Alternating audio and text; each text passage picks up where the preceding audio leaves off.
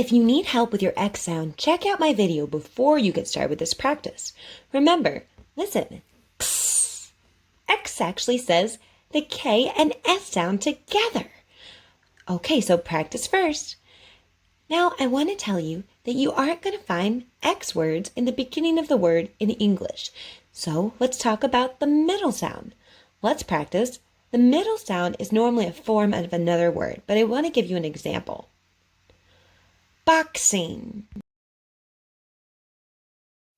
Boxing. So let's practice together with X as the last sound. Just repeat after me. You got this. Facts. Facts. Fox.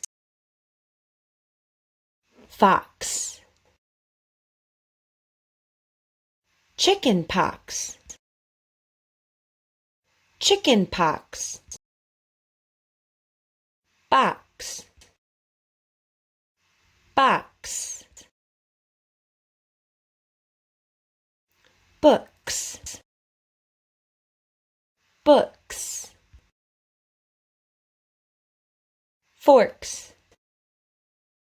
Forks. Snacks.